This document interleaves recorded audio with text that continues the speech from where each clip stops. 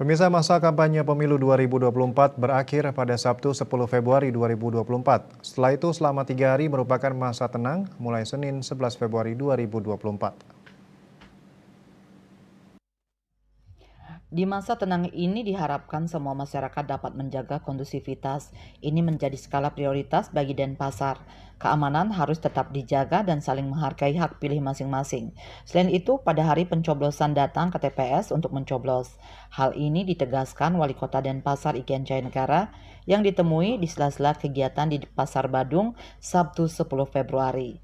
Dikatakan pihaknya berharap agar masyarakat tetap mengedepankan keamanan dalam pemilu ini. Masyarakat datang beramai-ramai pada 14 Februari nanti untuk mencoblos dengan cerdas. Selain itu, pihaknya juga telah berkoordinasi dengan Bawaslu serta Satpol PP untuk penurunan atribut kampanye yang ada. Bukan hanya itu, pihaknya sudah yakin di masing-masing partai politik juga telah menginstruksikan kadernya untuk segera melakukan penurunan alat peraga kampanye ini. Di sisi lain, Ketua Bawaslu Denpasar Putu Hardi Sarjana mengatakan, pada akhir masa kampanye ini diharapkan semua peserta pemilu untuk memberikan edukasi kepada masyarakat bahwa pesta demokrasi bisa dilakukan dengan baik.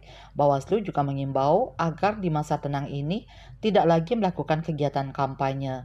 Pihaknya juga sudah membuat tim untuk memantau agar di masa tenang ini benar-benar dilakukan dengan baik. Karena di masa tenang ini tidak boleh ada kegiatan politik, terutama kampanye. Asmara Putra, Bali Post melaporkan.